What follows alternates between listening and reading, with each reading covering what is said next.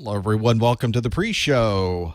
We are just getting started for today's live A+ study group, and we will be doing that in about 10 minutes. So welcome. Have a seat. Make yourself comfortable. There we go. We've updated the website. Maybe I'll purge a cache or two just to make sure the right thing shows up there at the top of the screen. Got birds out today. You can see over my shoulder. Should probably I could put them on the full screen. We should probably do a camera check anyway. Hi. There I am. Hi, everybody. Camera 2, camera 3. Let's put something on camera 3 so you can see it. Camera 3 actually is the bird feeder. There it is. At birdfeeder.live in my backyard. Doing some construction out there across the way. So you can actually see what they're doing. Somebody. It's a little noisy. And camera 4, which is presentation camera. I think we're ready. We got 10 minutes. I should probably put something in the chat room. Live A+ study group can be found professormesser.com/live. And we'll put that in the live event chat as well. Did I not update the page, though? Is it on the page? If I go to professormesser.com/live, is the chat there? I'm going to turn the volume off so it won't hear me. I don't think it autoplays. Yeah, the chat's there. So we're good there, too. So everything should be good. Now, the question is, let's look at analytics. Is anybody joining us? Yes, you are. Hello, everyone. You are joining us. We've got A+ Q&A today. And there it is, chat room. If you go to professormesser.com/live, the chat is there as well. Yes. Yes, it is. So,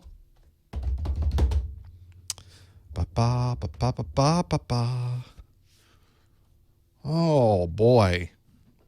What a busy, busy set of weeks. You don't get to see all the good stuff that's going on here. Yesterday I shot 11 new videos, I think.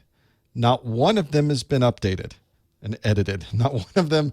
No work has been done on them. I shot all 11 and they're sitting on a drive. They're in the can waiting to be edited. But alas, it is not. Maybe later today. So I won't be able to talk after this. My voice is usually shot once we're done with this. So I'm not going to make any new video. So I'll edit the ones I got. Usually do a chunk at a time like that anyway, because otherwise you're spending all this time shooting video and then you have to do the editing part's kind of the boring part.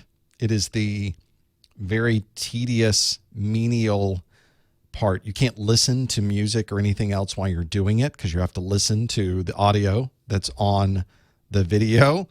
And it's a lot of cutting and editing and squishing things together and getting it just right and then sending it off to queue and the render and then doing another one and queuing it. And then you can stop and kind of let all of those render out. But it's just very tedious. It is a rote process. It is exactly the same thing every time. So I try not to do a lot of videos and get them queued up or I'm sitting there forever in the editing chair, which is the same chair. I don't know why I called it an editing chair. Because I sit right here to do everything. So it's not like there's another chair. I have to take this chair out. We bring in another chair, and that's the editing chair. Then when we're done editing, we roll it back out again, and we roll this chair back in. It doesn't work that way. It's the same chair. But that way I don't have to just do editing all the time because it's just boring. Nobody wants to do boring things. But I can handle it in chunks at a time. Spend a day editing, spend a day shooting. Spend a day editing, spend a day shooting. I'm fine with that. That part's easy. Easy peasy. Yesterday was fun because there were a lot of demonstrations doing database injections, SQL injections, doing ARP poisoning, that type of thing. So I've got all of those done, the demonstrations and everything. If you want to go Socrative, professormesser.com/QA. If you're on the app, the Socrative student app, The room name is Professor Messer, all one word, PROFESSORMESSER. All of this is also detailed at professormesser.com/live. If you're watching the live stream on my site, then there's a little bit of text just above the window. Just above the window. Oh, Google Calendar. Thank you, Google Calendar, for just completely taking over the browser. That's not cool. Did you see that? Just blinked the whole screen, went to another tab. That's not cool at all, Google. Google Calendar. New Google Calendar. New Google Calendar. It's not cool at all. Shouldn't do that. What time is it? We got 4 minutes. 4 minutes, everybody. 4 minutes and 5 seconds. I think I've got everything ready to go. We've got recordings here. We've got recordings here. You see the Cylons going on to my bottom right-hand side. What else do we have? Everything kind of set up here. The Q&A's ready to go. Could probably get a presentation up. There it is. Get that ready. Then what do we do? Then what's going on? It's a really good question. And then we'll see. Then we'll just go with it. How's the birds doing? Let's check in with the birds. Could probably put me on there too. There we go. Not much. Very low resolution today. Needs to. Is this because no? I've got it on HD. It's set on Auto 1080p HD. In fact. Oh, there it goes. That's nicer. Now you, of course, are not seeing 1080p. You're seeing 720 because that's how I'm sending the stream. Because of many reasons. One of these days, I am going to have the proper equipment to be able to stream this part at 1080p. I've just not pulled the proverbial trigger on that quite yet. It'll happen. We're getting there. There's the system that I use is this TriCaster. Actually, the TriCaster is down to my bottom left. You can't even see the whole system, but the controls are the pretty colored things that are in front of me. And it is a system that will only stream at 720. But I could buy a different box from a different company and stream at 1080 if I wanted to. But, you know, that's only another bunches of money. So that's the way it goes. Okay. I think we're about ready. Let's get rid of the bird feeder. We didn't get any. I think the birds are freaked out because of all the noise next door. So we didn't get a lot of people checking out the bird feeder while we were on there. You should see a question on Socrative right now. So the Night Rider lights, nobody's called them that before. I call them my Cylons, which isn't actually accurate either. Not really Night Rider-ish either because it's in a circle. Those are recording the video streams. There's two separate video streams that I record. One is this one. So that's being recorded. And then the other one is this one, which is the other piece. And then I squish them together so that it looks something like this. Yeah. So you can see, but I'm recording these separately. Actually, I'm recording this part of the screen. There's another part of the screen you don't see, which is on standby. I'll put a graphic up so you can see it. On my left, right here, this is what you could be seeing if I hit a button. This is what you're seeing live right now. So those are the two channels that I am recording. That way, if something goes awry during this process, I've got a recording of it. And if something pops up on my screen, I think, oh, I probably should not have shown you all of my passwords. Then I can take the secondary stream, layer it on top, and it looks like I just cut to another camera.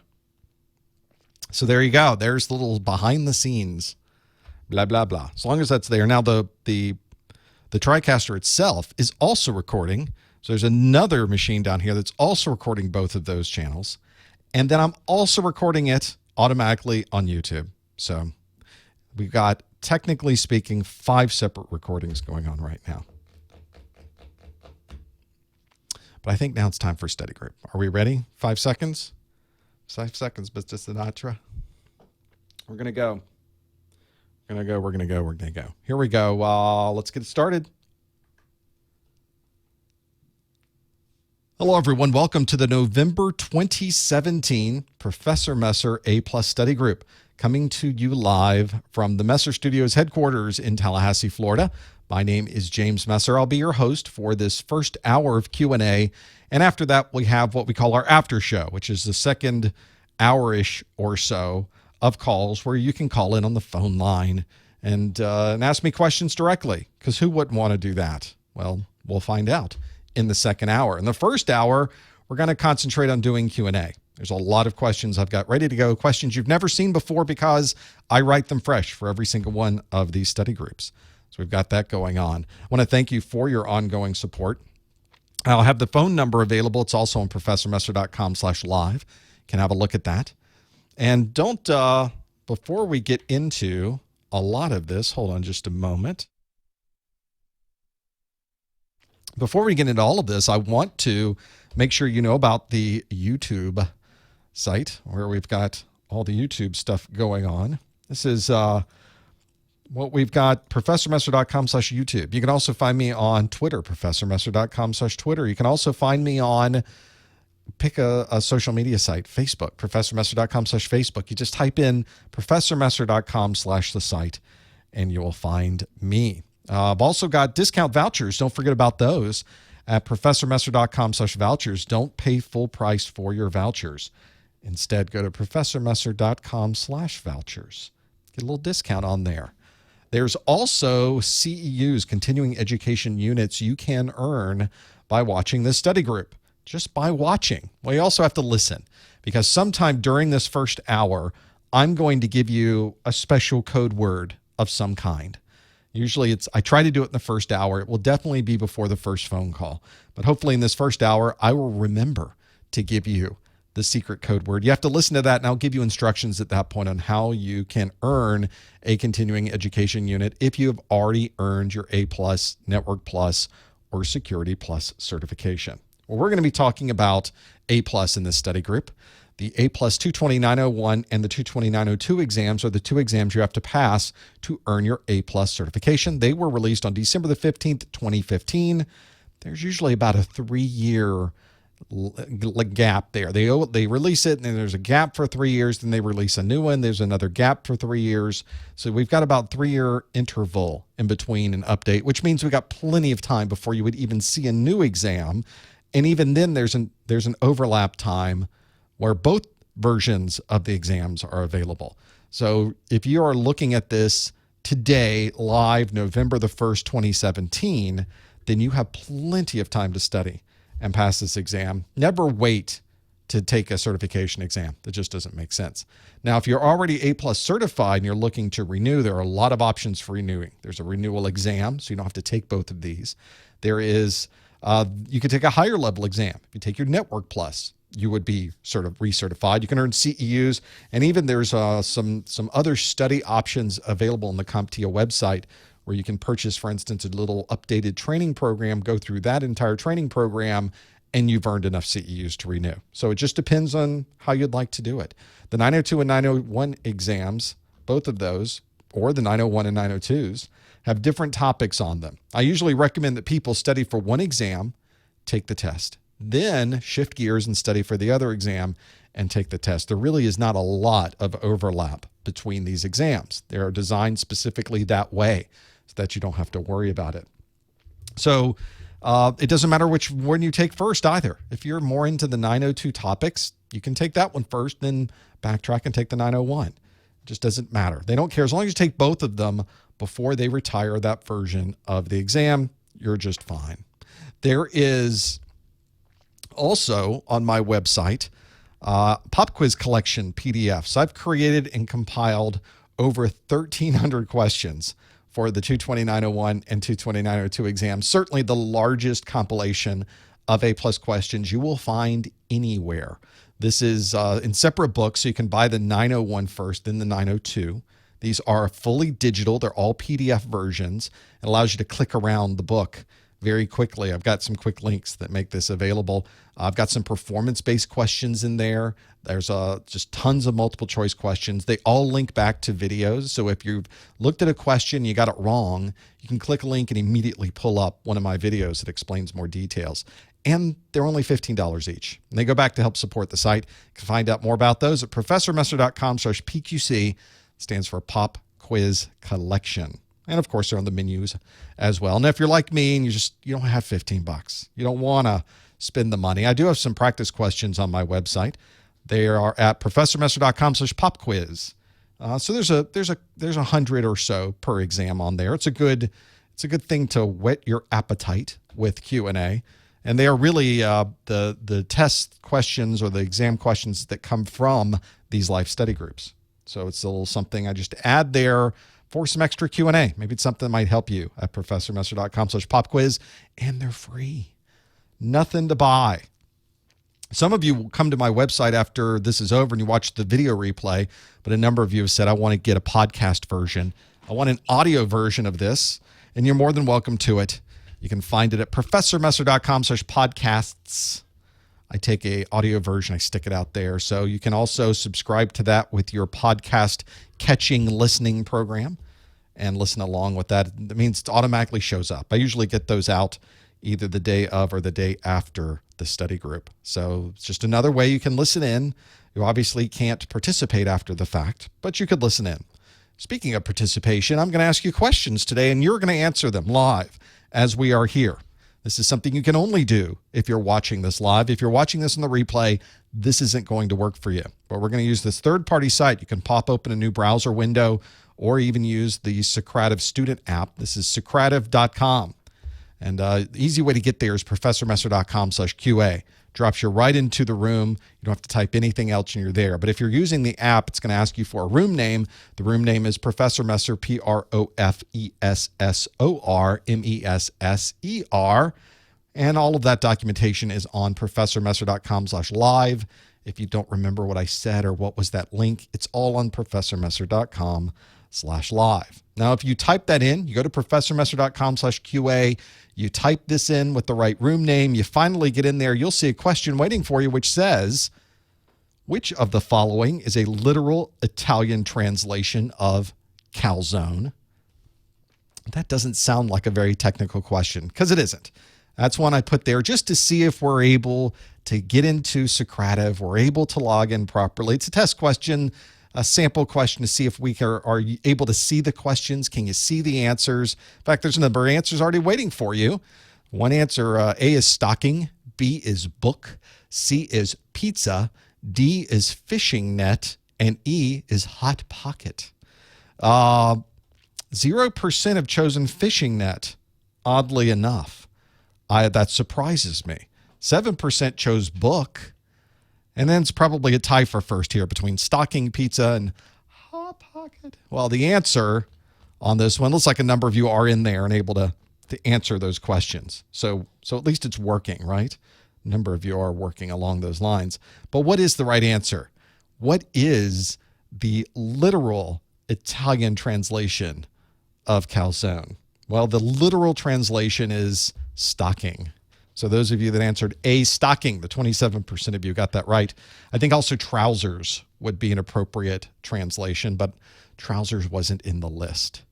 And hot pocket is not the correct answer either, as much as we would all like it to be, because it did get the largest number of votes at 33% of the respondents said, oh, definitely hot pocket, which are delicious, but are not a literal translation of calzone. So sorry. The reason I mentioned that is today, as we are watching this live, is that today's National Calzone Day. So there you go. Those of you in the chat room are asking what time this starts. I have to ask the same question. It's right now. Let's start this thing. When does this actually start? When do we do something? Well, now we're going to do it. Now that we're in the chat, now that we're in Socrative, now that you're able to see this live, let's go through and do some of these things. Now, the first question I'm giving to you today is a performance-based question. As you may or may not be aware, on the exam, it's not all multiple choice. The first few questions you get on the exam are questions that are anything but multiple choice. They're fill in the blank. They may pop you down to a command line and ask you to type something in and perform a function. They might be matching. They might be putting things in a particular order. You just don't know what you're going to be faced with. So what I do on my study groups now is the first question is going to be a performance-based question.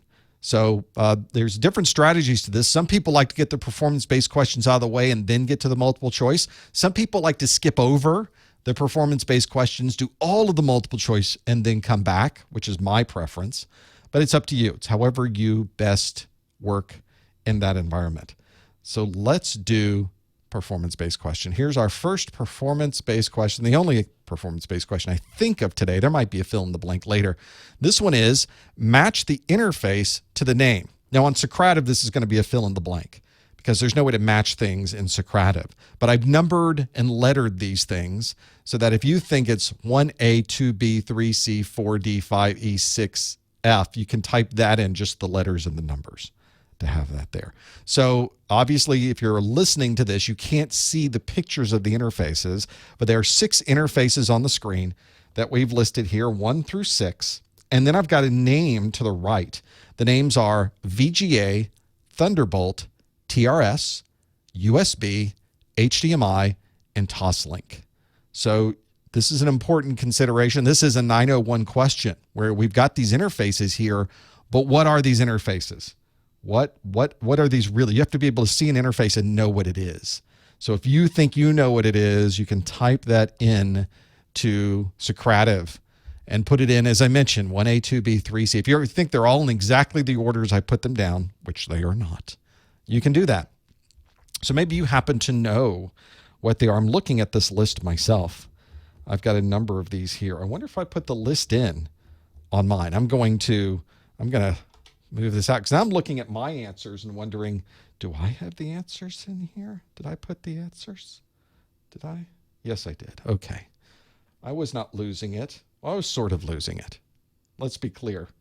There's a little bit of that there. The idea of matching these interfaces and questions to each other is an important one.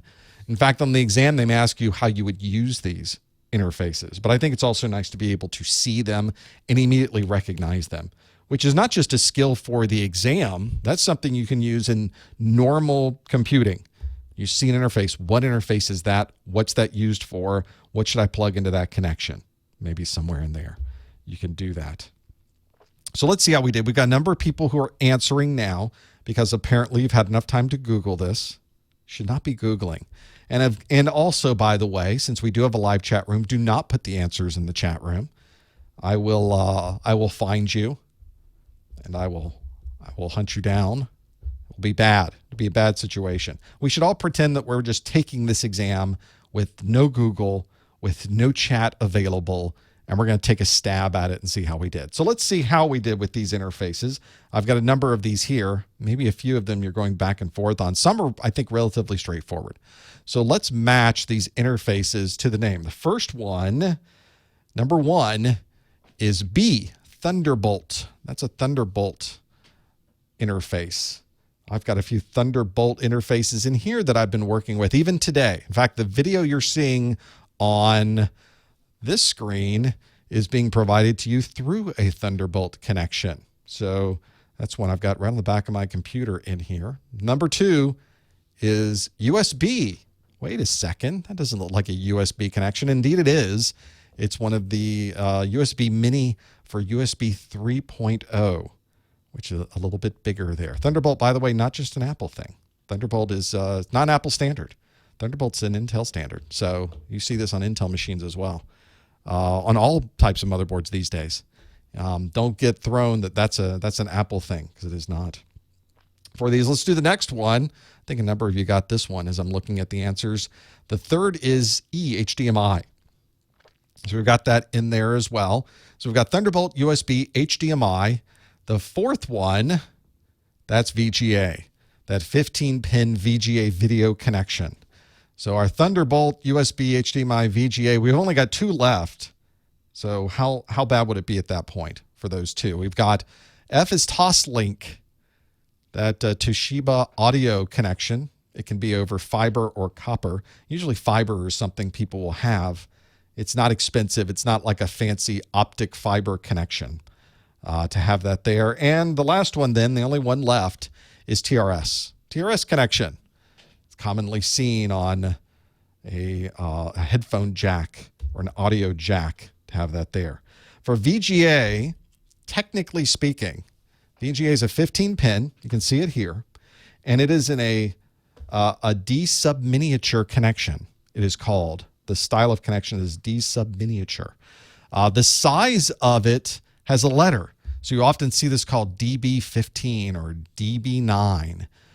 The B size is actually pretty large. It's because some of the first serial cable connections we came out with were these 25-pin DB25 connections. And then we shrunk them down to smaller connections to 9-pin. And people called them a DB9, thinking that the DB was simply the connector on there. Technically, it's a DE size. The E is the smaller of the size. So a DE9 or a DE15 in the case of VGA. But we still call it DB15. You'll see almost everybody call it DB15. If you're pedantic like me, you will say, no, it's DE. But then when I put DE15 in my videos, people tend to complain about that because they'll say, no, it's DB, isn't it? And then we go back and forth. And pretty much everybody calls it DB15. So there's a little history for you. So hopefully that you got these answers right. Number 1 is B Thunderbolt. Number 2 is D USB. Number 3 is E HDMI. Number 4 is A VGA. Number 5 is F Toslink. And number 6 is C TRS. So sorry for you folks on the podcast side. On the audio only, that didn't help you very much. But now let's do a question, hopefully, that you can follow along with. Might help you out. So let's jump into some of the multiple choices that we have available. Our first multiple choice question is, when a user starts their desktop, the Windows desktop icons are oversized. Which of these would be the most likely cause of this issue? Would it be A, hardware acceleration conflicts? That could be, sure. B is the resolution is incorrect. Maybe that's it. C is motion trails are enabled. D is that video adapter is overheating. Doesn't sound good. And then E, Windows needs to be patched.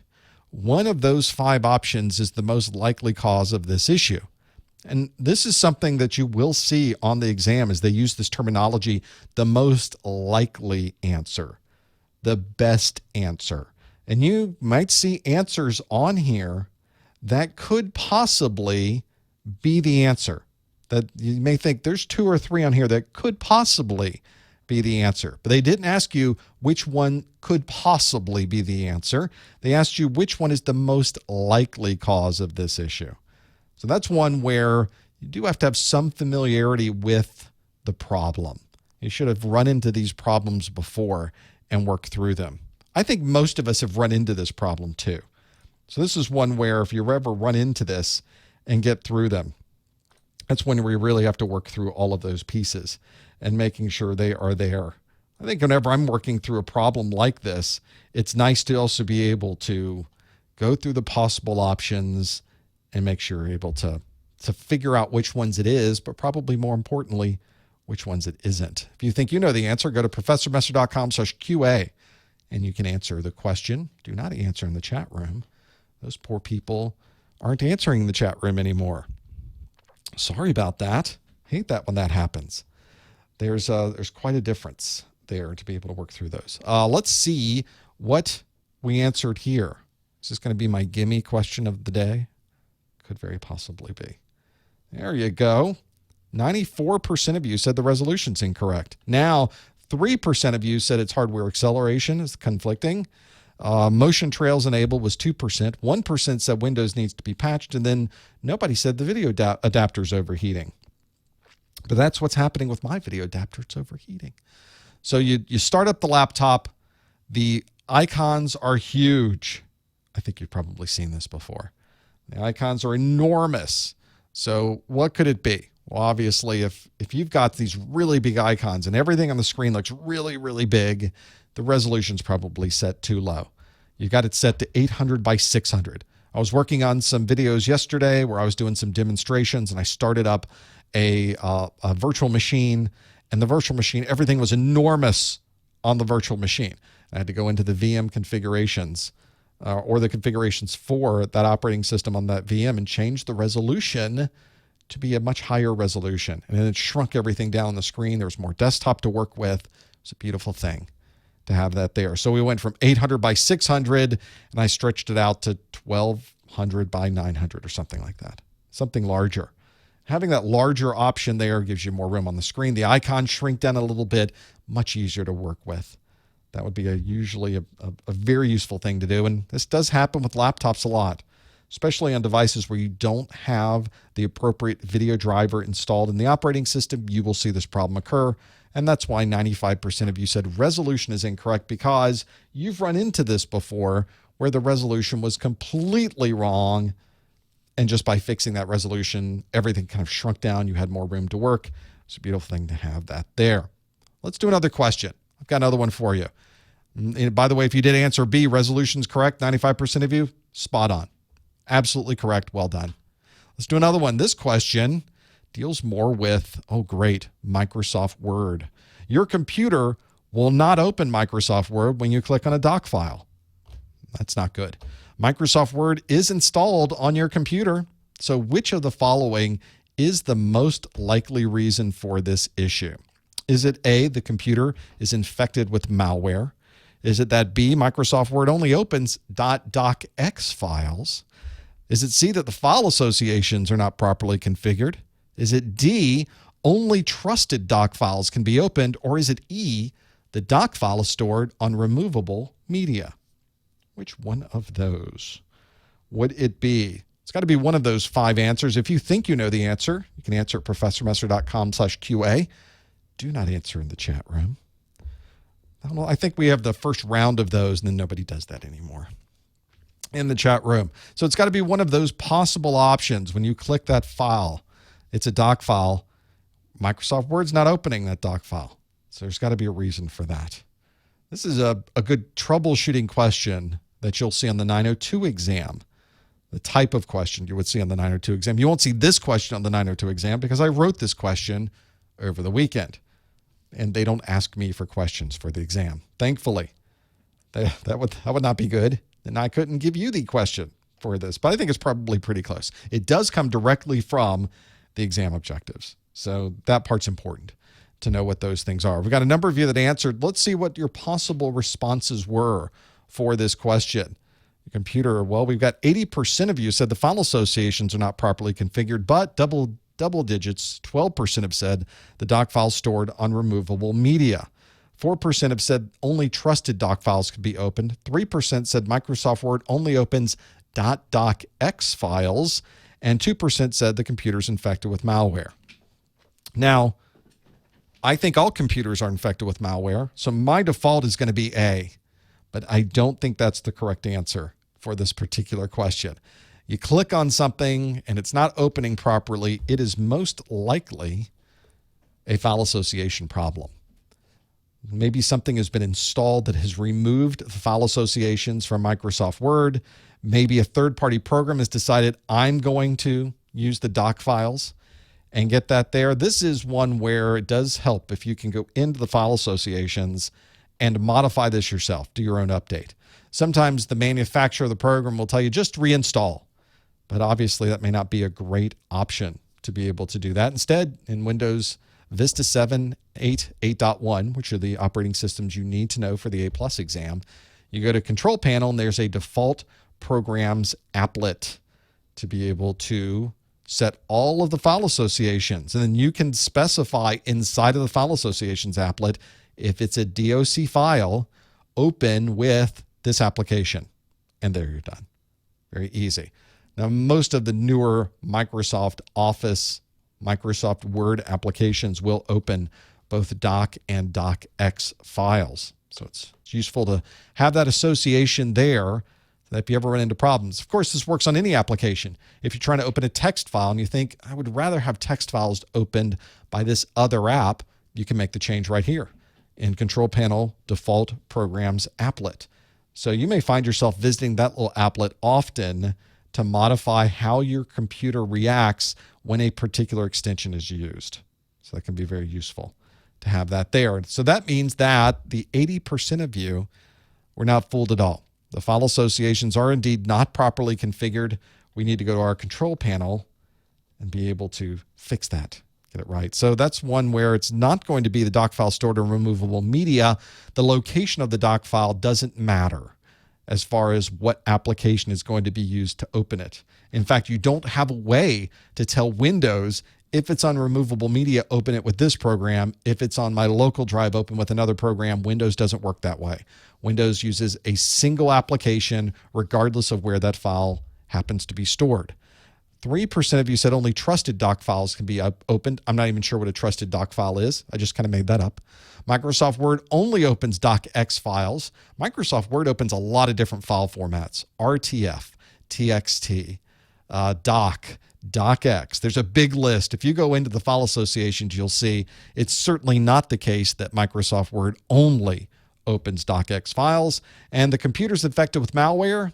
Well, maybe, but that's not our problem in this particular case. In this case, our most likely reason is that the file associations are not properly configured. So that would be it. That would be a very good way to have that there, and all of those different pieces, have those there. I think whenever I start working through these problems, it helps if you know the common issues that you'd run into associated with that, and that certainly is one of them. Well done. Everybody seemed to know that one too. So I have more. I have a picture of the associations. Here they are. Why didn't I show that? Here's a picture of the associations, all the extensions on the left, a description of what those extensions are, and then what the current default application is. And you can make changes to any of those. You can add a new one. You could change where it happens to go. The current CSV file might be for Microsoft Excel. You can change that CSV file to be a text editor. It's up to you. You've got complete access to all of those extensions to work with. And you can see this is from the 229.02 section 4.1. The video name is Operating System Troubleshooting. That's where that particular piece of information came from. There is so much information in the A+ exam. It is an extensive, broad exam with tons of content in there. And of course, all of my videos address every single one of the exam objectives. You might want to make your own notes as you're going through these videos so you can document all of the operating system details and networking and security and all the ports and all of the mobile device settings and all the troubleshooting options. But I've already done this for you. I have my A+ course notes available on my website at professormesser.com/A+CN. It stands for A+ course notes. The course notes are both PDF files, although you can also get a printed version of these two. They're all in there. And you can see that they are extensive, detailed notes that have both graphics, charts, text. I tried to take everything important from my videos, both for 901 and 902, and I made them available for you in those course notes. There's a lot of detail there to go through. So if you're somebody who would like to have sort of a rolled up set of notes that summarizes everything in these videos, this might be for you. It doesn't replace your book. It doesn't replace the videos. It's just yet another study tool you can use. Perfect before you go into the exam. It's a good cram session. See if you know the details you need to know for the exam. Might be a good thing to have a look at. If you're interested, you can find out more at professormesser.com/A+CN. They're only $15 each, and every bit of that goes back to keeping the website running. So that's a good way to think about how that would be. So those of you, by the way, that have already purchased this, thank you so much. Thank you for your support. Thanks for keeping the lights on the website. It is really allows me to do these as well. So that's great to have that there. Let's go to another question. Got another one here for you. This one's kind of a performance-based question. Kind of snuck another one in there. It's a video daily double, sort of. It's a picture. It says, you've been working on a device with this interface. Which of these would best describe your work? So there's an interface for you. So which one of these, it's still a multiple choice question, but I think the picture there is helpful. You've been working on that interface. Which of these would best describe your work? Would it be A, replacing a video adapter, B, upgrading to an SSD, C is adding more RAM, D is replacing a power supply, or E is increasing the number of USB interfaces? So again, the folks that are on the podcast, I apologize. It's a picture, and it's not one I can easily describe to have this here. I need something else to show you those pieces, but maybe later on you'll have a chance to have a look at the video replay. You can see some of these. Maybe you've seen this interface before. Let me make it bigger. Here it is. There, it's a little bit easier to see on the live stream. So maybe you know what that interface is. You can have a look at what these things happen to be. Am I making these too easy today? I've got some hard ones in here, don't worry. With these, and maybe you've worked with this interface before. Maybe it's one you've run into. Maybe it's one you've been able to work. This is one where also, whenever you're working through these details, this would be nice to know, what should I work on inside of this computer, outside of this computer? It's helpful to know what these interfaces are at a glance, but perhaps more nice for the exam, it's nicer to know how you use these interfaces. For instance, the first question we had was a big list of interfaces and their names, but it really didn't describe what you do with those interfaces. Are they used for audio? Are they used for video? Are they used for storage? Are they used for transferring data? Are they used for mobility? What are they used for? So that's the important part, I think, that you really need to focus on in the exam is, what are these used for? And what did you say it was used for? Well, 73% of you said that interface is used for upgrading to an SSD. 12% said adding more RAM. And about the same number, 10% said replacing a video adapter. Only 3% said replacing a power supply, and only 3% said increasing the number of USB interfaces. Well, those connectors are very commonly used on something like SATA. This is a SATA connector. You can see it's got both the data and the power on these. Very interesting, by the way, that the power is this huge connector relative to the data.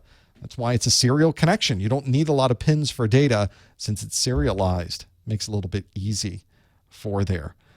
There's a lot of different power connectivity on there. And being able to use this. There's so many different power options available for SATA devices. So that power connector is kind of big when you compare it to the data. Although you look at the power, it's about the same size of the power we use now. Although with the older style power connectors. But that's one of the huge differences in SATA is we have more options to have that there and work through them. The connectors themselves, if you look at the cables, there they are for the data and the power. Are these even labeled? No, they just say SATA and serial ATA, which is what SATA is. That is very commonly used on storage devices, commonly internal storage devices on your computing devices, on your computers, desktop computers. There are SATA connections inside of laptops as well. It's a very common interface type. I have SATA connections on the SSDs that I am using to record this on this video. It's hard to see down here, but there are SATA. Kind of hard. There it is. So there's SATA drives that are inside of these storage devices. I just plug them in and they have those connectors on them. So it's nice to have those available.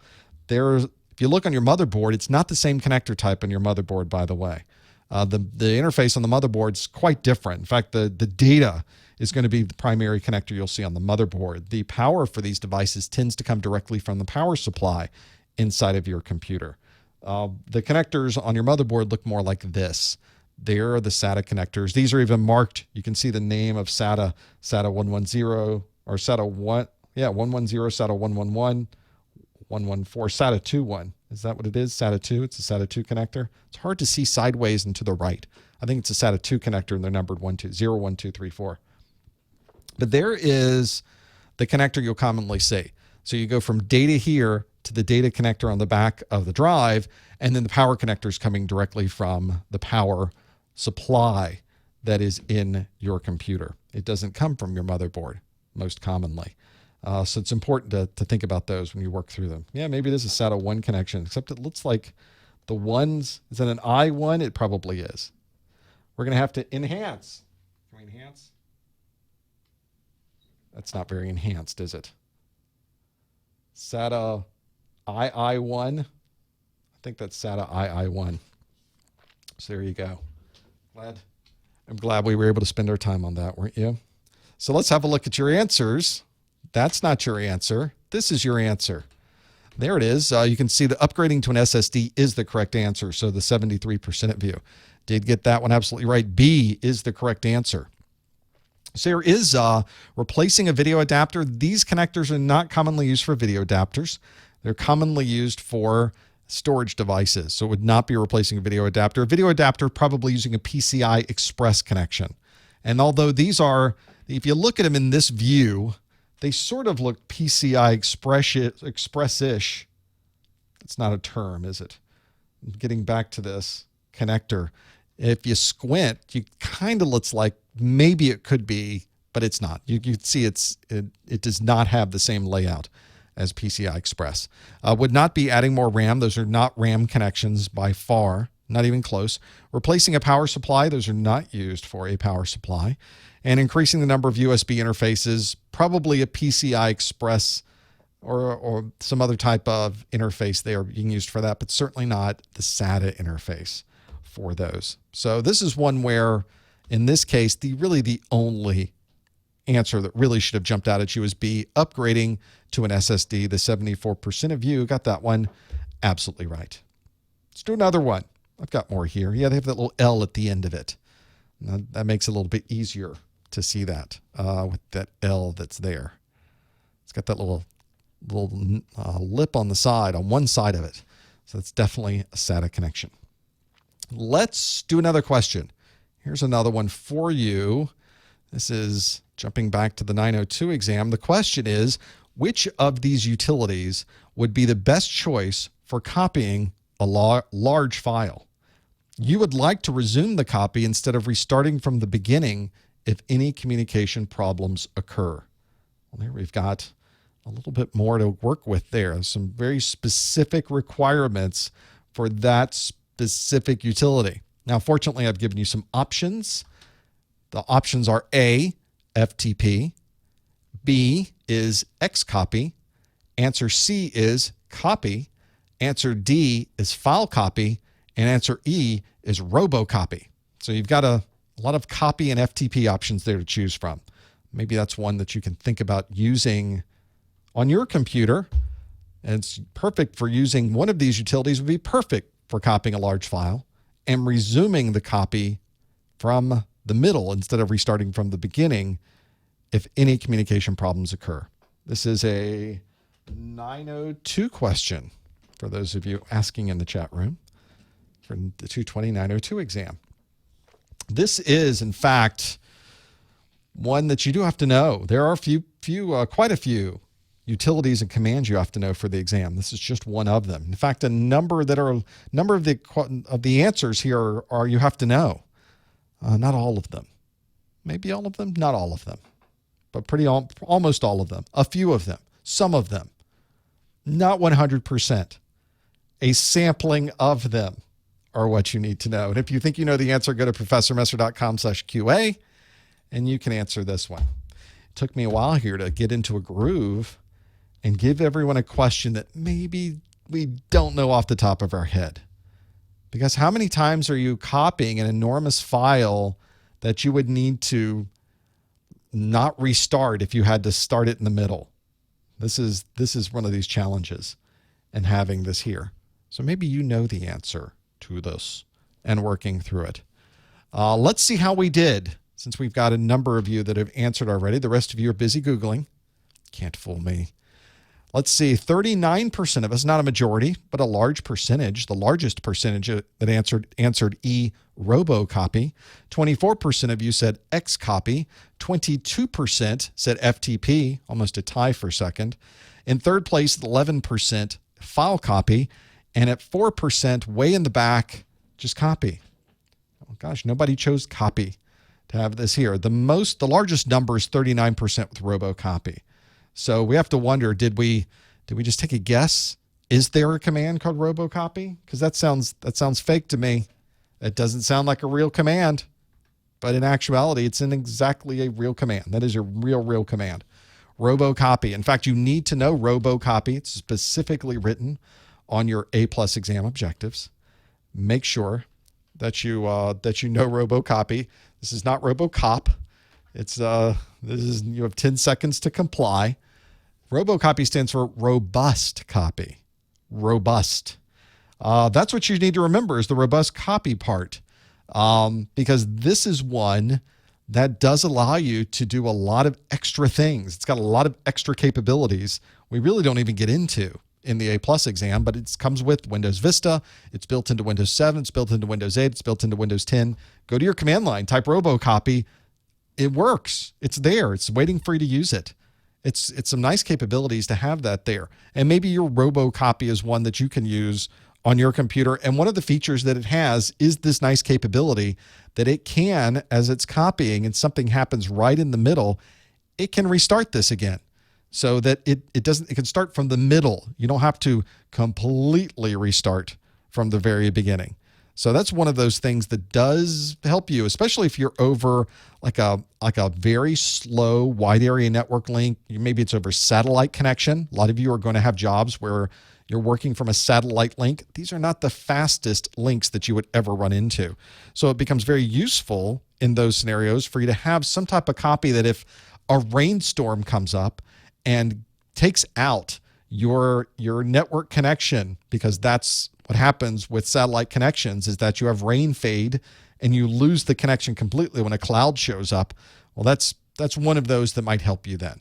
You can absolutely go to use robocopy. It'll fail right in the middle, and then when the connection comes back, it can be started up right in the middle again. So you don't have to send the whole thing across all over again. That'd be really useful to have that capability. So maybe that's one. If you're ever trying to find a good copy program, become more familiar with robocopy. That might help you in what you're doing. So let's see how we did with this one. Those of you that did answer E, robocopy, did get that one absolutely correct. You do have another option here. For 22% of you said Xcopy. Xcopy, very good at copying files, but again, doesn't have that ability to restart in the middle of a long copy process. FTP also doesn't have that capability as well. FTP, very simple command to be able to use this. FTP doesn't have quite the same functionality there.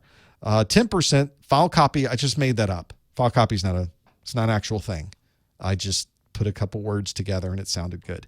So that would not be correct. And 5% said copy the mainstay, the old standby in DOS to copy a file, and now at the Windows command prompt.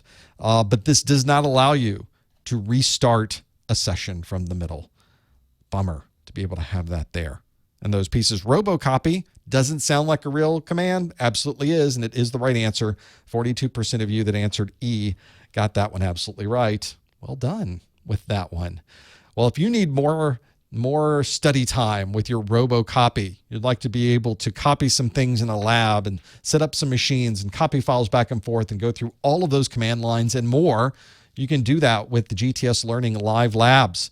You can find out about this at professormesser.com/live labs. These are online labs that are in your browser. I'm running the labs right now in my browser. This is one working at the Linux command line. They've got 3 machines here that you can work from, a Windows device. You've got some other, a Fedora server and Ubuntu servers configured on here. And you can walk through all of these labs working at the command line, either from a Windows perspective or on these other devices as well. So you've got some things that you can do to remote desktop in, to putty into those devices. In fact, this lab takes you from a Windows view and you use SSH effectively to connect to these devices and log in to those devices. In fact, let's see if I can log in. It says login as root. And is there a password? It is. The password is, I don't even know if this one's ready to go. It's capital P, and there's a 0 in there. So you have to know all the different passwords. So let's try that. PASSW0RD. And let's see if we're logged in as root. Hey, we are. And we're in there at the Linux prompt. So poof, you suddenly have a Linux machine here ready to use on all of these pieces. The live labs are available. Notice I did all this in a browser, by the way. There's no extra software to get running. There's nothing in there to work through. It's all just there and ready. Anytime I wanted to use it, I just connect to the live labs and they're there in my browser. So nice to have those pieces. There is just a book you can get. In fact, this is the book that I use to help me create my A+ videos. GTS Learning has a great book that's $35. It's downloadable. They've got practice questions in there. My videos are integrated into the book. So if you're reading about robocopy in the book, there's a QR code you can click on and your mobile device will start up my video that has all of the descriptions of whatever you're reading. The live labs they bundle with this, special pricing, if you go to this link. If you go to the GTS Learning website, it's much more expensive. If you use professormesser.com/live labs, special pricing on the labs themselves. So you can have a look at that, learn all about it, see all the details at professormesser.com/live labs. And I want to thank the folks at GTS Learning for that there and supporting this. This is just for the A+ labs, but they also have labs available for Network Plus, for Security Plus, and others. You can find links to those on my website under the Network Plus menu option. There's a Network Plus resources. Under the Security Plus menu option, there's Security Plus resources. I've got all those special links there so you get the best pricing if you come from my site. Just another thing they provide from the folks at GTS Learning. My thanks to them. Would not be able to have the support without them. So it's been great to work with them. They're great people too. So can't say enough about the folks at GTS Learning. Let's do some more questions. I've got more here for you. There we go. Which of these networking technologies operates using a line of sight? Which of these operate using a line of sight? I have some options for you. Is it DSL? Is it cellular? Is it ISDN? Is it 802.11? Is it WiMAX? One of these network technologies operates using a line of sight. Maybe you know what it is. Maybe you've used it before. Maybe you're familiar with line of sight and having to deal with it. Not quite the same scenario that many of us deal with, but you do run into it. This is one I think a number of you are using. In fact, if you think you know the answer, go to professormesser.com/QA. The Q stands for questions. The A stands for answers. In case you weren't following that. You can also find links to all these things, by the way, at professormesser.com/live. Be able to get that there. See, some of you already know what these are. Line of sight. Line of sight. What is well, first, I guess you kind of have to know what line of sight is. And then you have to know what technologies use line of sight. Kind of a two-step question to have that there. Maybe you guys know the answers. Be able to work through them. So make sure you go through there, and maybe you've worked through all of these different pieces to have that there. This is one also, if you've ever, the networking section, the 229.01, if you've ever gone through that, there are a lot of different networking technologies in there. So you do have to know what each one of those technologies is and which one of those you might want to use. So maybe you do know. Maybe you have run into these before, all of these different pieces. Let's see how we did with this one. How did we do? Let's click and see. Well, we have almost a majority. 48% said WiMAX. We have a good strong number 2 is cellular. Tie for third effectively is 802.11 and ISDN, and you can almost lump into a tie for third, a three-way tie with the DSL. So there's where you get into challenges with these technologies and knowing what are these going to do for me? And you do need to know what they all are. Let's talk about line of sight services. Line of sight. Line of sight means there needs to be a visual path, a sight, a non-obstructed view between point A and point B. If anything gets in the middle, now we don't have a line of sight anymore. You can't see me. Talk to the hand. So notice there's no line of sight anymore. Now there is. Now there's not. So there's where you get into these technologies and understanding what is line of sight. Very commonly, this is when you get into higher, much higher frequency communication. Higher frequencies can't tend to bounce or go around things. They tend to get absorbed. So when you put something in the middle, it's not able to get through it or around it. So therefore, there's no communication. So that's when you do run into a problem. So one of those line of sight services, as you can tell by this graphic, is WiMAX. WiMAX definitely uses line of sight. There are some other options that WiMAX can use that are not necessarily line of sight, but line of sight is the primary method using these microwave access. Worldwide interoperability for microwave access. WiMAX. Who comes up with these things, by the way? Not so good. Not so great. But it is wireless. If you're in an area where it's very hilly, I'm in Florida. There's not a lot of hills. We have to really build an antenna very high to be able to use WiMAX here. So we generally don't. But if you're in a very hilly area, There's a mountain that is, you're living in a valley. They can put in one antenna on top of the mountain and cover everybody in the valley with WiMAX because there is a line of sight. I can see the antenna that's on the top of the mountain. Have that there. Great technology to use because it's very fast and it's one you can cover a lot of places all at the same time. But you do run into a challenge if anything gets in your way. Got to make sure there's no trees in the way. Got to make sure you can get to that. Some of you on the chat room go, what about IR? Infrared was not one of those options. It says, which of these networking technologies uses line of sight? Infrared, technically not necessarily line of sight because it bounces around. But that's one, WiMAX in this case. The only possible answer here is WiMAX. Let's go through this list, though. We had kind of a three-way tie for second. Cellular, definitely not line of sight. I can sit here on my mobile phone through my cellular network and talk on my mobile phone, and I'm inside. I can't see the antenna. I don't even know where it is. I don't know where my mobile antenna is close to me. Is it that way? Is it that way? I have no idea. But I don't need a line of sight to communicate over cellular. ISDN is done over wires, so there's definitely no line of sight requirement there. It doesn't have to see the other end of the ISDN connection. And 802.11, as we're probably aware, works through walls, works around walls, it bounces around quite a bit. No line of sight required with that. And DSL also is a wired technology. So that's another one that does not need line of sight to have that there. So if you did answer E, WiMAX, got that one absolutely right. Now, if you are watching these videos for ongoing continuing education credit, you want to go to the top or the bottom of the Professor Messer website. There's a Contact Us link at the top or the bottom of that. Click on that. A little menu, a little form will come up. Put in your name, put in your email address, make sure it's right, or I won't be able to send you back the certification. And then you want to put somewhere in that message. I read through all of these. So you can put whatever you'd like in there, but somewhere in there also put the word WiMAX. We'll do WiMAX. I think WiMAX is a good one. Put it WiMAX in there somewhere. And that way I'll know you must have watched this. You must have seen this video, and I will reply back to you with a digitally signed email that says, here's your certificate. You get 1 hour of webinar just by watching this and hanging out for an hour and watching all of these things go by. So that's an easy way to get a CEU. This obviously won't help you if you don't have your A+ certification yet. You can't earn CEUs until you get your A+ certification. So there's really no good reason to send me that unless you're earning these CEUs for something else. You don't.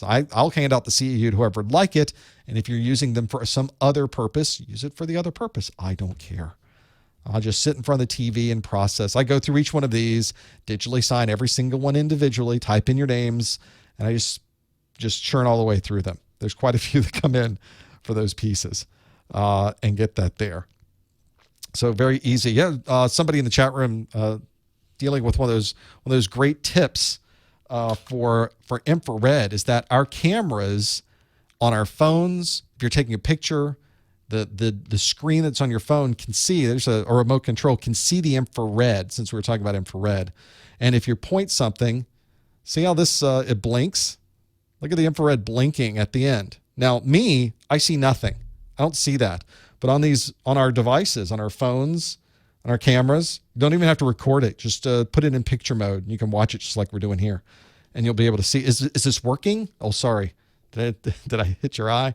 But it's a good way to tell. Are my batteries working? Is this thing working? Well, one way to tell, I can point it. Oh, yeah, it is working. So I can see that. That's a good way to do it. So there you are. That's a little tip. That's a little extra. I didn't even plan on telling you that. Nice job, William, in the chat room for mentioning that. It's a good one for all of those pieces. Let's do another question. We got time for this, right? We got time for one more. Sure. Let's do this one. Now, this one is the question that asks, which of the following servers would be the best way to protect clients that are communicating to the internet? Which of the following servers would be the best way to protect clients that are connecting to the internet? And I have some options for you. Is it an authentication server? Is it a proxy server? Is it a DNS server? Is it an embedded server? Is it a multi-tier server?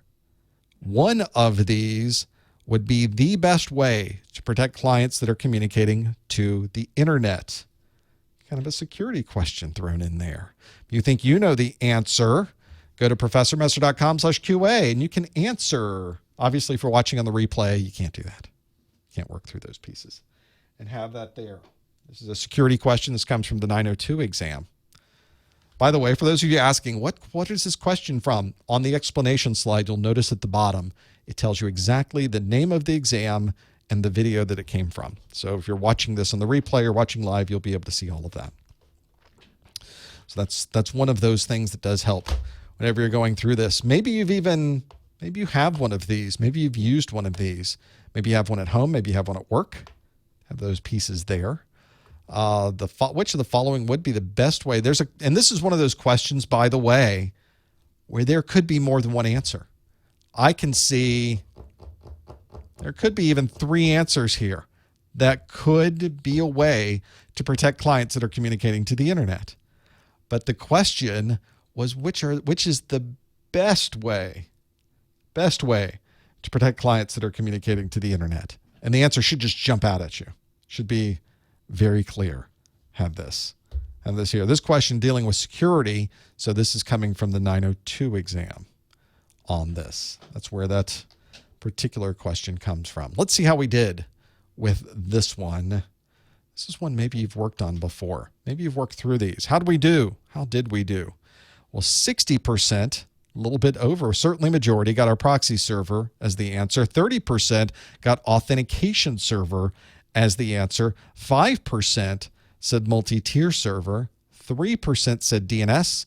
And 2% said embedded. So kind of a tie for third. Really, we've got a strong number 1, a strong number 2, and then single digits for the remainers. And that's interesting because I told you there's 3 possible answers I could think of using here. And really, the majority of you, 90% of you, chose 2 of them. But a very small percentage of you chose the third. I find that interesting. So let's see what the actual answer would be then. The actual answer we're looking for here is proxy server. Proxy server is a server that sits in the middle of a communication, thus the name proxy server. This is one where you would make a request to the proxy server, and the proxy server is usually on premises. It's in your data center. And then the proxy server is the one that makes the request out to the internet and retrieves the answer and usually looks through the answer, make sure there's no malware, there's no malicious JavaScript, nobody's trying to transfer a file to you that has a virus inside of it, those types of things. And then the proxy, once it checks it out or removes things that are bad, it provides you with the answer inside. So it sits in the middle. It's a stopgap. It is indeed a proxy, and being able to work through those. So whenever you're working through them, maybe you yourself have run into some of those and being able to work through all of those. Got some great capabilities in a proxy, although the use of a proxy is, proxies are kind of a played out technology, kind of an older style technology. We don't see people putting in new proxies anymore. We see people taking proxies out and putting in next generation firewalls, which provide much more security than a proxy, provide much more capabilities than a proxy, are much faster than a proxy. These days, enterprises aren't putting in proxies. They're a great way to break your connection to the internet. Is what they are. In my previous life, I replaced a lot of proxies and put in next generation firewalls. Much safer and much more effective way to communicate to the internet. You want to protect your users, throw the proxy out and put in real security for all of those pieces. Now, on our answers, great, 59% of you. I try to shoot for half of you getting it right. More than half said proxy server. 31% said authentication server, which is one of those. I said there's 3 here that could be an answer.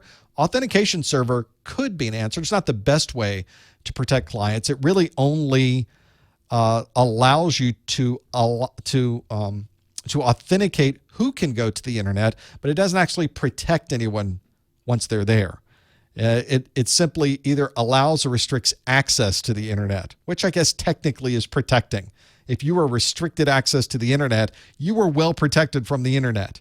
But that really was not the right answer we were looking for. That doesn't really protect anybody that is communicating to the internet. That's why I put that last part on there.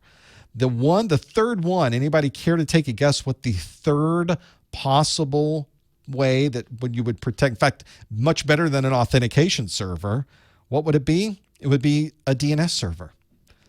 That's right, DNS. DNS, domain name services. You see things like being able to filter in DNS.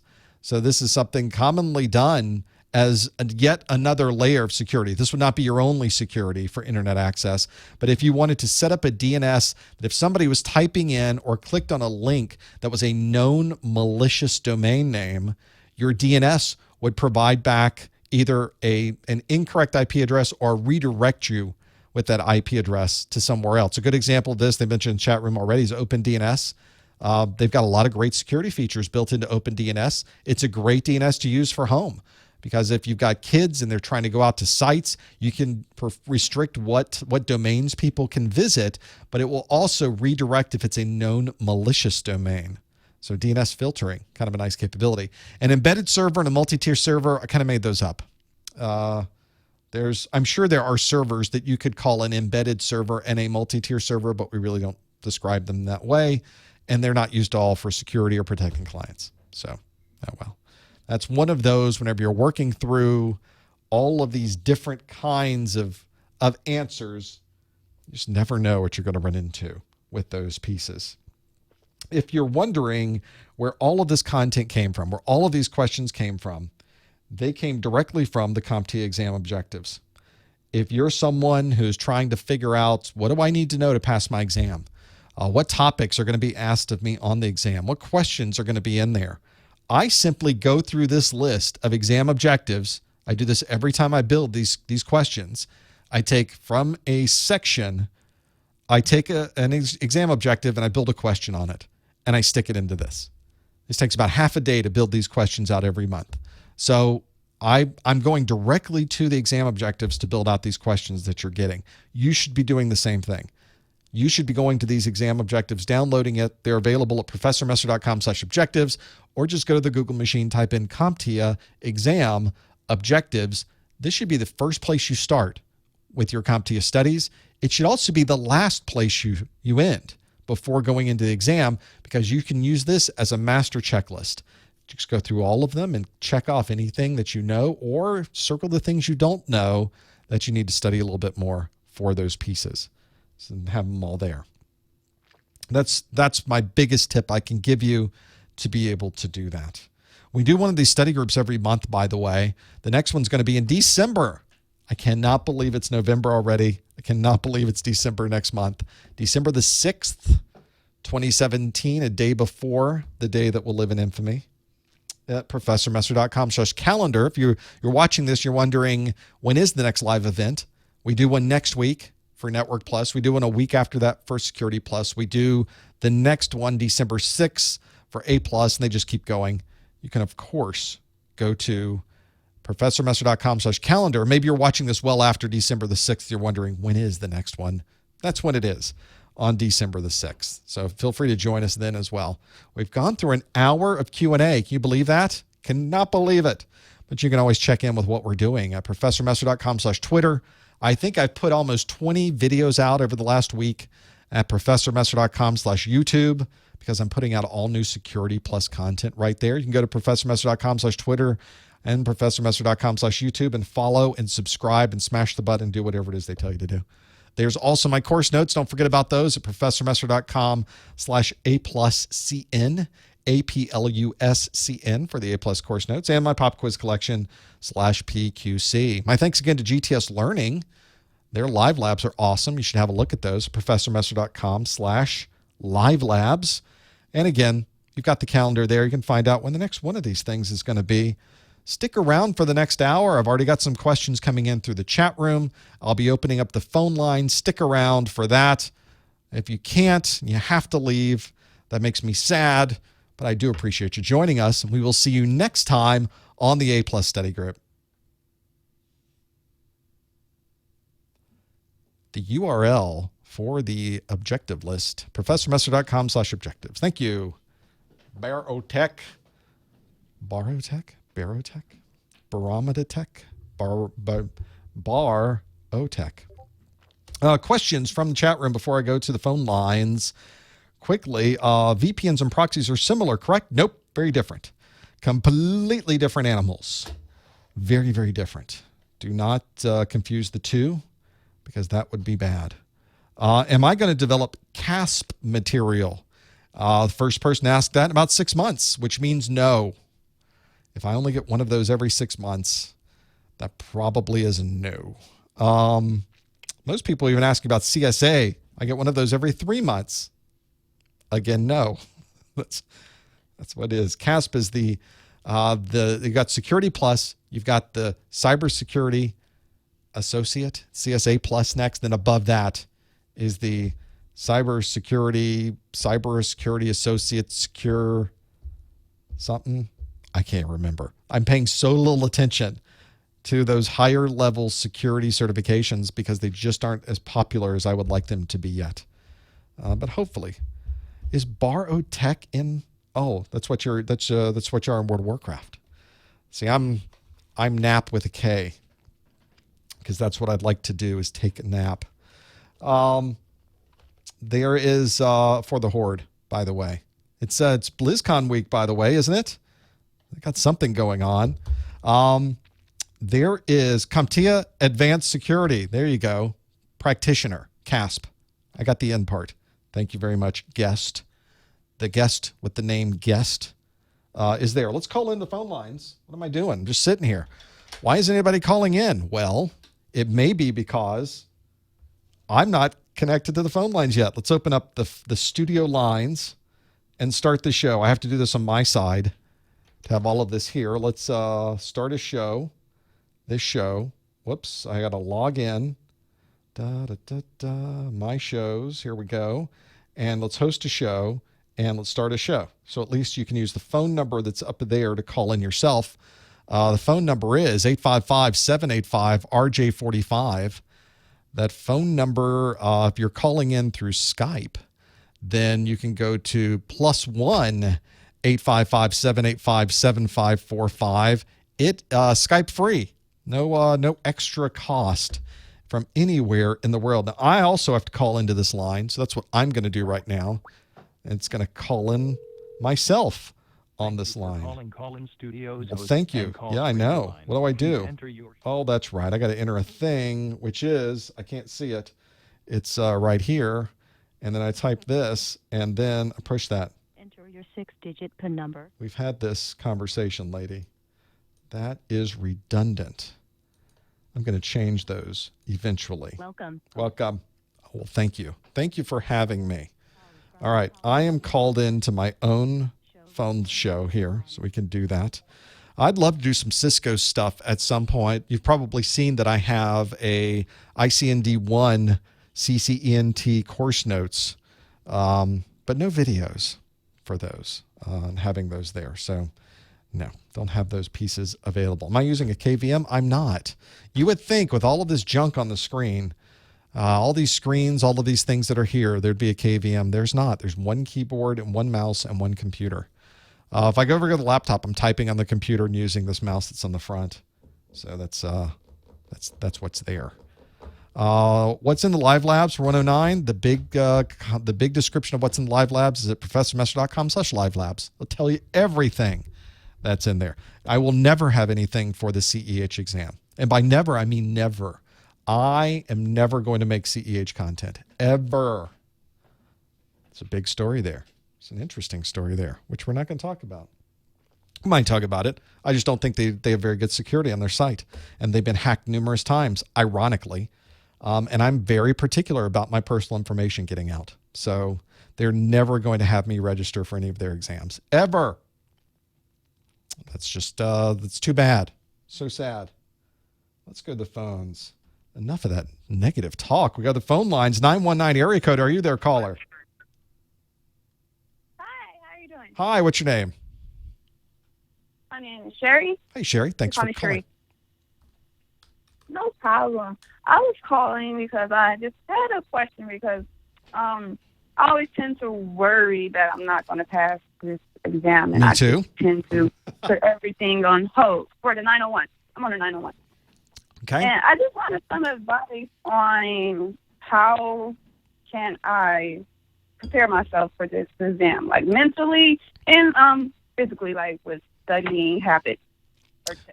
Well, it's such a big exam. There's so much you have to go through. The thing I tell people is that it's really fear of the unknown that keeps you from taking these exams or walking into these exams with much confidence. Usually once you know the content, you're wondering, that was it? I already knew all of that. It's one of those situations. Everything you need to know about the exam is in the exam objectives. It is extensive. They are bulleted, detailed breakdowns of every topic that could possibly be asked of you on the exam. No other certification organization in information technology provides this level of detail for their certification exams. And it's unfortunate that more people don't take advantage of this. The exam objectives can be a great checklist because you can simply take a group, study everything in that group. When you know it, you can check it off and go to the next section. Unlike taking a calculus class, the CompTIA exam objectives don't build on each other. So you can start really anywhere, go through those pieces and kind of come back to those. It's one of those situations where if you're ever working with these certification exams from Microsoft, from VMware, from Cisco, you never get that level of detail. So that's the first thing I recommend to people. If you're trying to keep your sanity, that is a great way to do it, because now you know exactly what will be asked of you. But don't forget about the other things you need to study from. You need to have a good book. You need to watch some videos. You need to do some Q&A and get hands-on. Ultimately, that's the way to do it, is getting hands-on. That's really going to help you the most, is getting those hands-on pieces. Whenever I start going through and looking at what I need to know, it seems enormous. But if you break it up into smaller chunks and you have other things to study from that can give you the information in different ways, I think it makes all the difference when you're studying. Does that give you some insight, Sherry? Yes, it totally does, and I really appreciate the tips and also the exam objectives that I'm looking at on your site right now. Thank you very much. It's just that I work at home for Apple, and then when I go to study, it's like everything is Windows. Everything is Windows.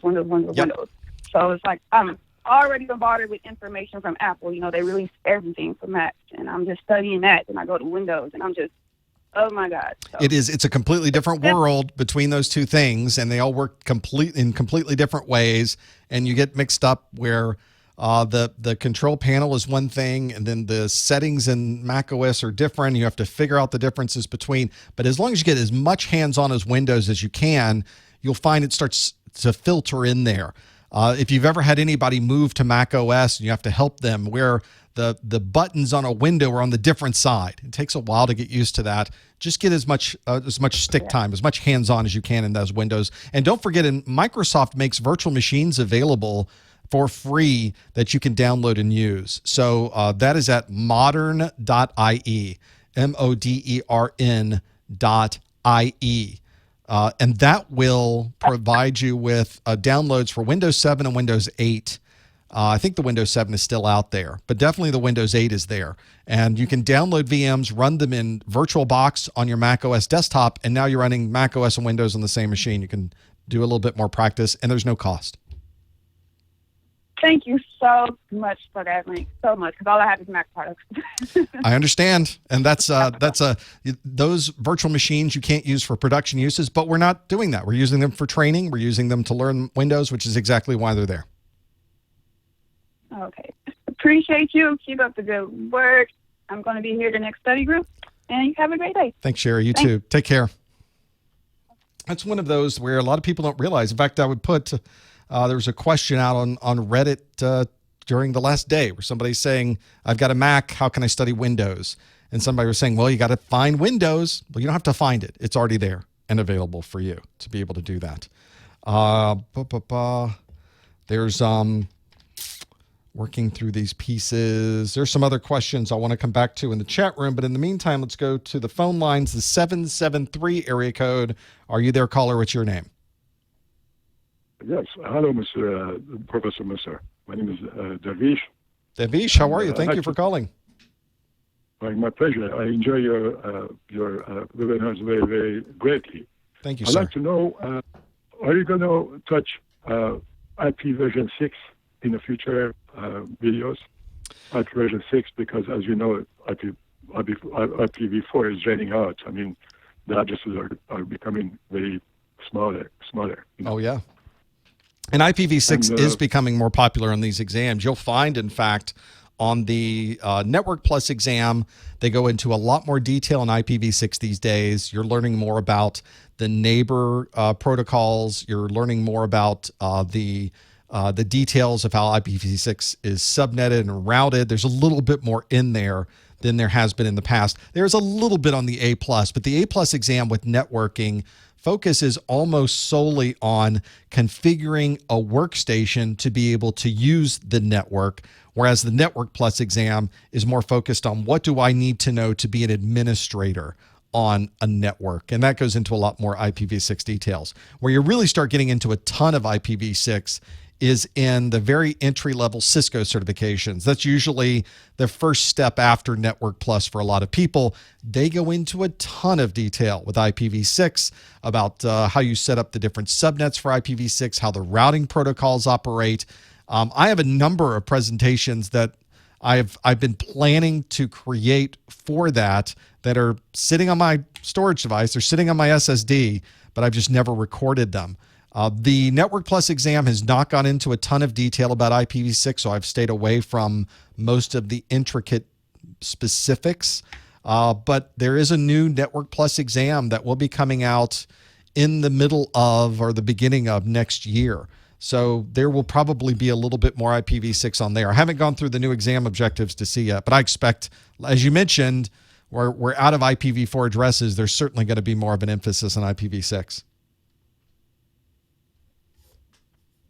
Indeed, yes. Professor Musser, one more question. What do you think about free software, open source software, for example, for antivirus things, something like a free version? Do you give much credibility to those softwares? For in a Windows world, free and open source are two different things, as you're probably aware. For example, Microsoft makes available antivirus and anti-malware software in Windows 8 and Windows 10, and antivirus in Windows 7 that is free. You don't have to pay anything to get constant updates, and it's very good antivirus software. So for many people that are running Windows, I'm very comfortable telling them use Windows Defender to handle all of your antivirus and anti-malware pieces. There are other products on the market that can provide antivirus and anti-malware. Very few of them are open source. Almost all of them are free products from other third-party manufacturers like Symantec and ESET and Avast and a bunch of others. So there's many other antivirus, anti-malware softwares that you can download. Almost all of them, though, it's an entry-level tier, and then you can purchase the higher tier capability software. There isn't really any good, I say any good, but really isn't any great open source antivirus, probably most likely because it's so hard to keep up from an antivirus perspective. And I'm speaking as someone who is a former Network Associates, what was McAfee and eventually turned back into McAfee. But I was, and I guess I'm still am, certified on the McAfee antivirus software, and I implemented it in enterprises and rolled it out. I was a systems engineer, so I did tons of technical things with antivirus. There's a ton of work that goes on behind the scenes just to keep up with the signatures. You're talking about thousands and thousands of signatures a week that have to be created. And most people that are creating free software don't have the resources to be able to keep up with those signatures. And I think that's why we've really seen antivirus and anti-malware software stay in the realm of commercial software. And there hasn't really been any great, any really decent open source versions that we can do. There are some security software out there that is open source that's very good, just not from an antivirus or anti-malware perspective. Wonderful. Thank you. That was a fantastic answer. Thank you, Professor, for your help. I appreciate that, and more power to you. Thank you, sir. Thank you Have for a good calling. day. I appreciate it. You too. There's another call. Let's go back. Let's go down to South Florida, 561 area code. Are you there, caller? What's your name? Hi, Professor Messer. My name is Ed, and I got a question regarding the kernel. I don't mean the KFC type. Or the military. Right, exactly. Okay, well, actually, what I'm wondering is, first of all, what is the kernel? Where would you find the kernel on the computer? And what type of attacks is it vulnerable to? Oh, boy. So when you're dealing with the kernel of any operating system, there has to be something that starts this operating system, right? There has to be something that when you start Windows, when you start Linux, when you start Unix, when you start your mobile device, something has to get things running. Something has to be the first iteration of the operating system to do something. That kernel usually is one that is responsible for getting things going. It is the underpinning, the foundation of everything else, because something has to load up a video driver so that you can see video. Something has to get your CPU going so that it can talk to your memory so that it can then present to you the operating system. There's that lowest level piece of software on your computer, and that's the kernel. And that's why you really never see the kernel. You never interact with it directly. It's not there for you as a human being to interact with directly. In Linux, there are places where you, if you're a Linux administrator, you are often recompiling the kernel to add additional capabilities. You may be installing a new video driver, and you need that video driver to operate whenever you start up your Linux system, so you add it as part of the kernel. Maybe you have other motherboard features that you need to use when your system starts up, so you need to recompile those features into the kernel. If you're ever getting into Linux Plus, that's a section of Linux Plus. You have to understand how to recompile the kernel. It sounds really hard, but it's really not that difficult to do. The challenges, though, with this kernel, it's the starting point. There's no antivirus or anti-malware loaded yet when that kernel starts up, because there's really no operating system loaded until the kernel starts. So it's a chicken and egg kind of problem. So now the bad guys have figured out this is a great place to put a rootkit, to put some type of malicious software as part of the kernel of the operating system. Instead of compiling in a new video driver, we'll compile in a new piece of malware. And there is certainly malware out there that focuses on corrupting the kernel, because if you're in the kernel, everything that's loaded on top of this, you can be invisible. It really is a great place for a rootkit. You are effectively invisible to the operating system and control anything in the operating system. But you don't see a lot of these lately. And that's primarily because of the new BIOS. The UE5 BIOS that we have has this function in it called Secure Boot.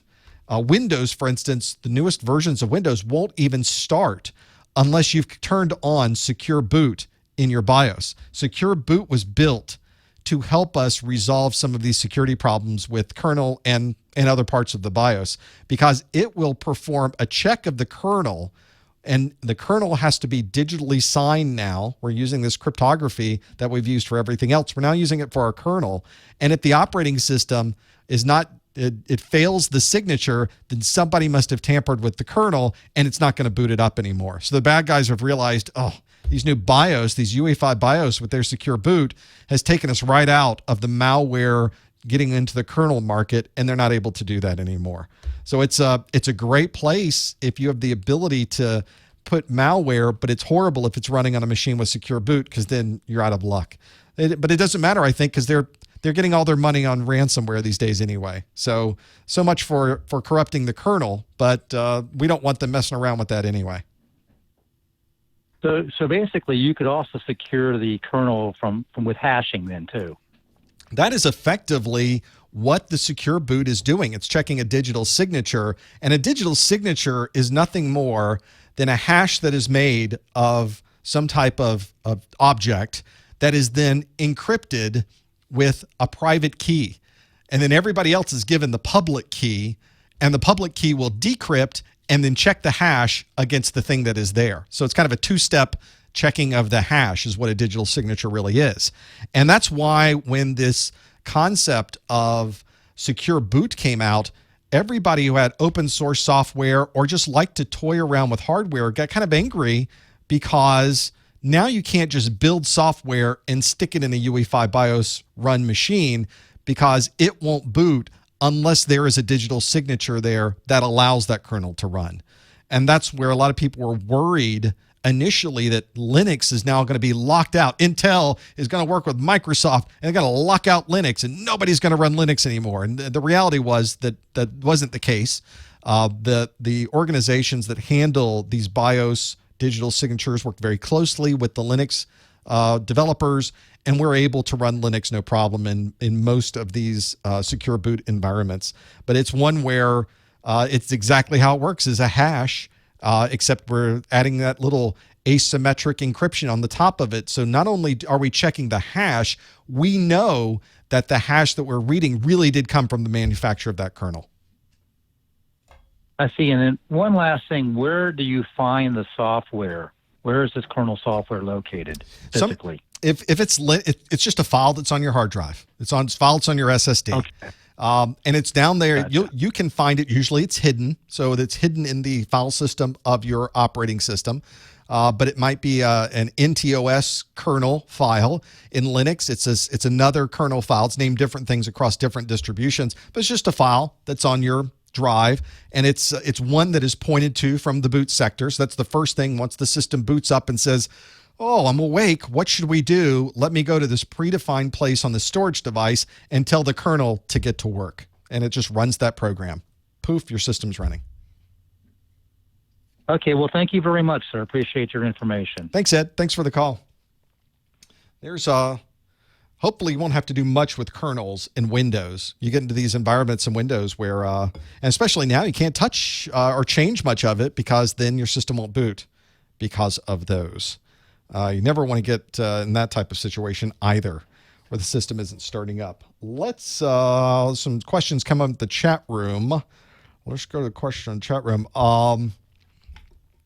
So somebody in the chat room was asking about under the internet options in your browser, there's an option there that says use the proxy server for your LAN. And sometimes it's checked, sometimes it isn't checked. You would only necessarily have to check it if you do run a proxy server in your environment. We were talking about proxy servers earlier, and it would have to be a proxy server that was somewhere accessible on your network. So you know if you have one of these or not. And generally, if you aren't connecting to your proxy server, you're not communicating to the internet anyway, and you would know if you weren't properly configured for the proxy server. If you don't have, most of the time there's an automatic configuration that says, just turn that on. It'll look for a proxy server. If it doesn't find one, it won't use one and communicate normally. That is one where you do run into those things. Now, if you so in the chat room, the person who mentioned this says it's not supposed to be checked, which is why there's issues. They keep calling you and you have to uncheck it. So something is checking it. I suspect, and you see this very often with malware, is that malware will install its own proxy in the software of your computer. And we call this a man in a browser is what it's called. And it tells your browser, don't go to the internet, talk to me, the malicious software. I'll go out to the internet, pull things back, and then I'll stick ads in the front. I'll check for you logging into your bank. I'll make sure to collect all the important information about your emails, and I'm going to send that off to my bad guys out on the internet later on.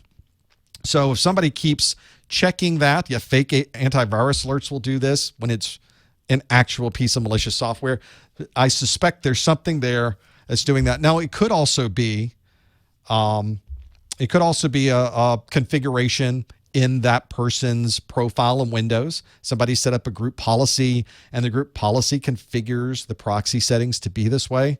That happens too. But I'd be really careful. You really need to find out what's doing that.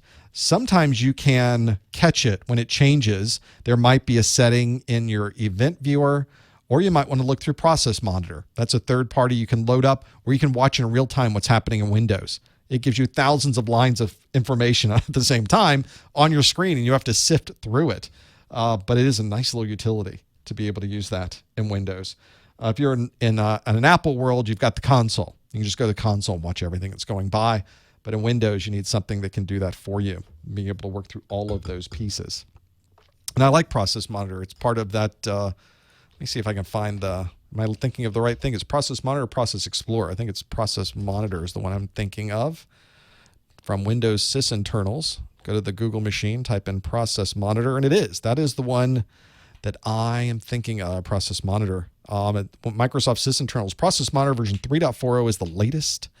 And that gives you, it's kind of hard to see these really ugly screenshots they've got up, but it lists out everything going on in Windows. And if you've ever run it, it's like the Matrix. It's going by so fast, you have no idea what's going on. Just pages and pages and pages and thousands of lines of content. It's remarkable how much is going on behind the scenes in Windows, or really any operating system these days. And you can filter out different executables. You can filter out different text.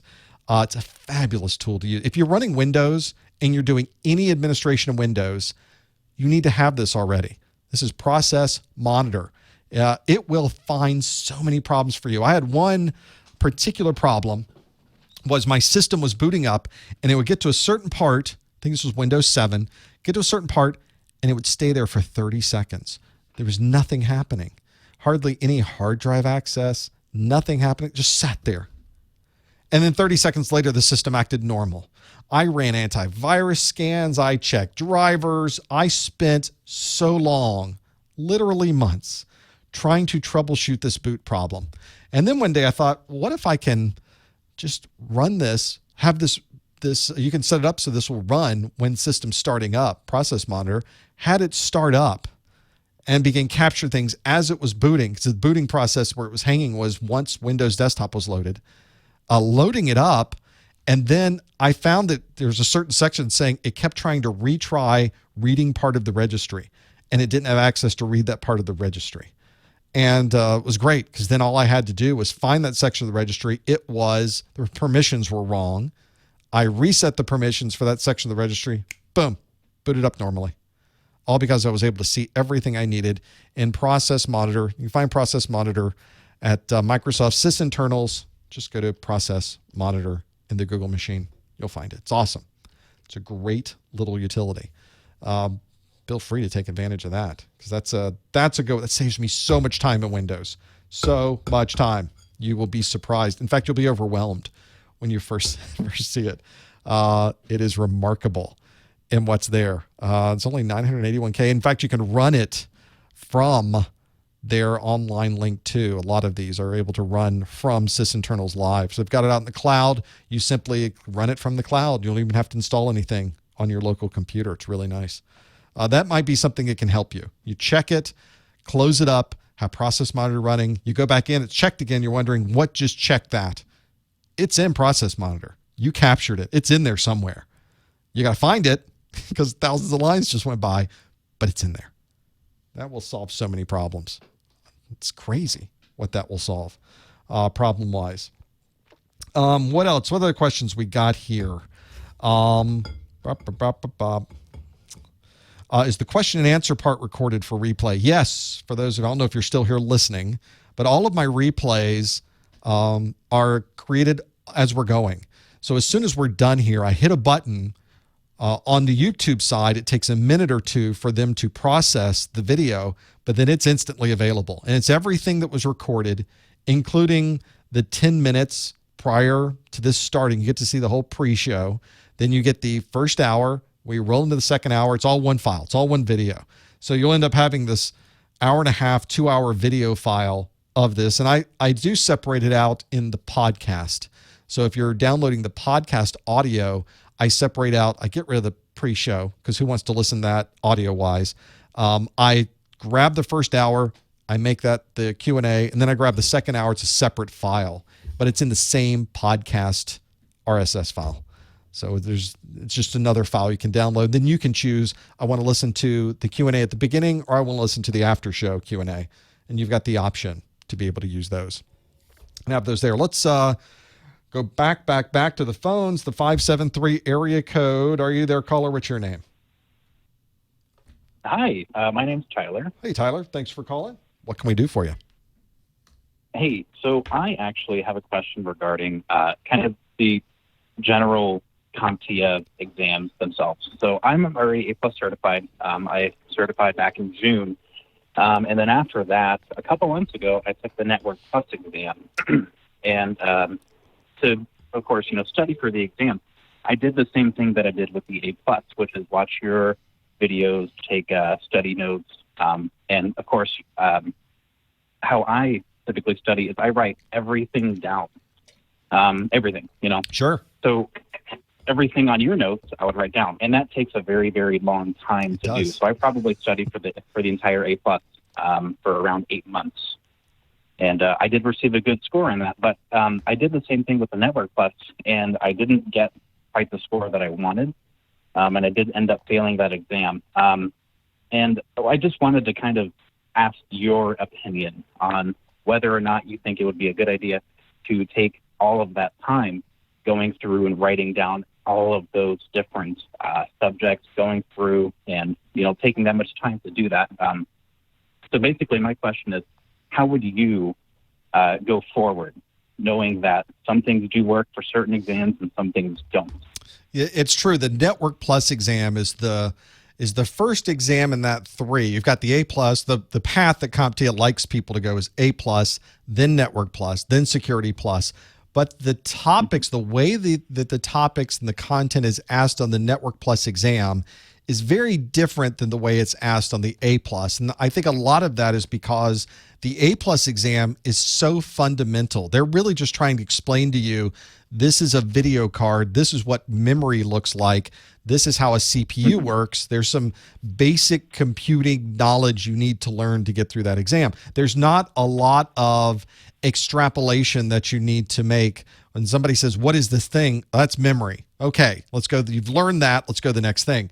But there isn't a lot of, there's some of this on the A+ exam, but not a lot of, you've run into this problem. It's dealing with memory. Here's the problem that you see on the screen. What do you do next? Some of those questions are on the A+, but that's very, overall, that's not a lot of the exam. But when you get to Network Plus, and especially Security Plus, almost all of it are these 2-step questions where they give you a concept, and you not only have to know what the concept is, you have to understand how to use it. And that's where you really get into the weeds in the Network Plus and get into the weeds on the Security Plus. So you've already got half of that covered for those 2-step questions, which is, what does this topic mean?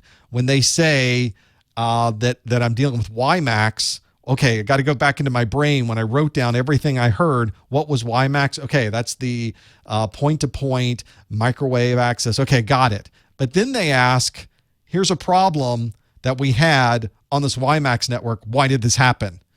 Well, I didn't write that down. None of that was in the videos. It's barely in the books. Where am I going to get that practical knowledge? And that is just, it's hands-on. It's working with the technologies. It's understanding how to implement the technologies, at least to a little bit of a degree. If you've never configured an IP address on a workstation and had it not work, then you're not going to do well on the Network Plus exam, because it's not knowing how it works. It's knowing what to do when it doesn't work, where you really start to learn things. And that's where the Network Plus exam and the Security Plus exam really do depart quite a bit from A+. So I think you have to add on new learning skills. You have to find some good labs. You have to run through networking yourself. You have to do a lot of things at the command line. You have to set up your own network. You have to plug things in. You have to see things going back and forth and get more of that what I call muscle memory, where you physically did it. And so now I want to be able to go back in my mind when I had that problem with an IP network. Now what do I do to resolve that issue? Oh, I had that problem, and I know how to resolve it because I ran into this myself with those 2 machines I set up. I think that's the type of extra training you're going to have to think about doing. And I'm so glad you said that, because I work in a help desk environment now in an enterprise area where Originally, I wasn't really able to apply those kinds of skills. Recently, I've been studying for the Security Plus via your videos and books. And the more I look around at our office, it's like, wow, I could really apply a lot of this content to this office, and I can really help myself train, which is both a good and a bad thing. It is. I tell people, if you're in that environment, there are people on the network team that are spending weekends installing new switches and new routers and configuring new configurations that they would love to have an extra body helping them put things in the rack, learn more about those pieces. You should certainly talk to them and see if you can volunteer with any of those. A single weekend can take your knowledge of networking and triple it just by hanging out with those guys and watching what they're doing. Absolutely. Well, unfortunately, I'm the only one here Gotcha. that does IT in this office. But either way, I have taken that step, and I've talked to the network people in the remote offices, and I've been like, hey, what can I do to help you guys out? Yep. And since I've asked those questions, we've done many orders where we're ordering new switches and new networking equipment that I get to set up myself. Yep. Which I feel like will definitely help me with that learning experience. But yeah, I really appreciate the time, Mr. Messer. I really appreciate all the videos, and I appreciate you reiterating the whole applying that knowledge concept to what you're actually doing. Fantastic. You're quite welcome. I think I'm going in the right direction. I think you are too. And best of luck, Tyler. Yeah, thank you. There's the more hands-on you get, the more, in fact, it's more than hands-on. You want to break stuff. That's where I learn the best. Maybe that won't be the best for you, but that's where I tend to learn the best is I'm configuring a lab, I'm setting it up, I run the ping from one side to the other and it failed. Well, why did that happen? Now I need to go troubleshoot why all those things happen. Oh, I put the subnet mask in wrong. I put the DNS isn't set up properly. This isn't pointing the right, I didn't plug it into the right interface. It's surprising how often you do that to yourself. Those are the things that will help you understand the process. You're like, oh, that's what that does. Click. Now everything's working. And then your brain figures it out and says, oh, okay. Now I know what direction to go to with those. It becomes a little more useful to break things out that way. Well, that is going to bring us to the end of another Q&A. I want to thank everyone for joining us on this. I would not be able to have these study groups without your help and you joining us and providing some of your content in the chat room, answering the questions online.